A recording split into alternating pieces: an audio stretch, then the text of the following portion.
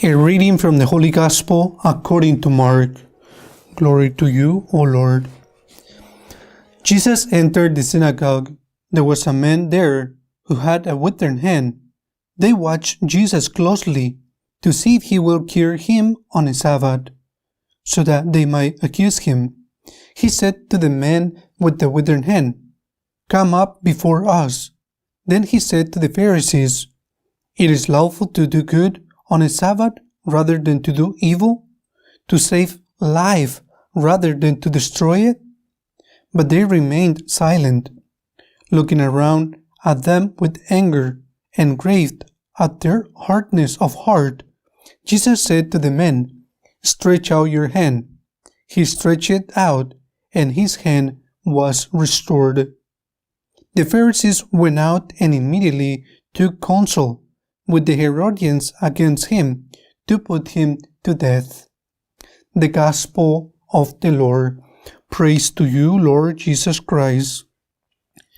We continue with this problem with the Pharisees. They had a great problem with Jesus because he was doing everything, a lot of things that he was not supposed to be doing at that time or in this occasion on a Sabbath. They complain because Jesus does good. How many times too in our lives we complain for so many things that don't go well. But we don't have to complain. We need to make an effort to do good deeds, to do good works with the grace of God. We need to do this. And we not only have to focus on those things that other people do, but I have to do good no matter what. Because to do good does not have a limit. But it's true that in the first place where I have to do good is with my family and then with my neighbors. And we see that Jesus heals this man. And he had a dry hand. Jesus told him, he stretched out and his hand was restored. We also need to be restored from ingratitude because we are not very grateful to God. A lot of the times all we do is complain. We don't have time to thank God.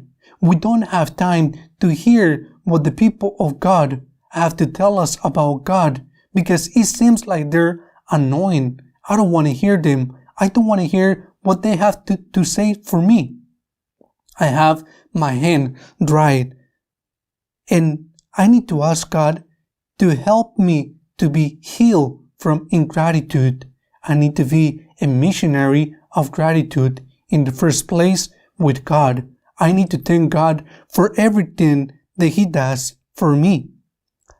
Because I don't only have to recognize the goods that God does in me, in my life, in my person, with my family, or only recognize the love that God has for me.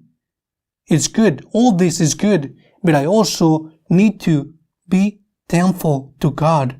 I also need to thank God for everything that He has given me and that He continues to give me. But then you can say, look, I'm ill. I'm sick. I have cancer. I have this disease. I have that. How can I be grateful in this situation, in this condition? Well, at one time you had health. You were healthy. Now you don't have it anymore, but you had it. For that, you need to be thankful to God and you need to say, Lord, thank you. Now I am in this situation, but I was healthy. I was good for a long time and I was never able to give you thanks. Forgive me for that. And now I thank you and I unite this illness, this pain to you, to collaborate with you in salvation, to unite myself to you on the cross, because there too you manifest the greatest love you had for me.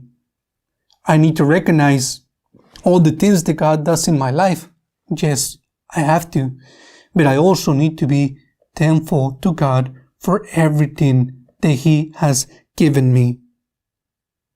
Because we need to ask God, God, change me this heart of stone and give me a heart of flesh, a heart that is able to thank you, a heart that is able to love you. Because only a heart of flesh can recognize the love of God. Only a heart of flesh is grateful towards God. Jesus, my loving Lord, this day I open myself on examination for my own heart and pray that you will help me to always be open to change when necessary. Help me especially to see any hardness I may have within my heart. Help me to overcome any obstinacy, stubbornness, and self-righteousness. Give me the gift of humility, dear Lord, so that my heart can become more like yours. Jesus, I trust in you.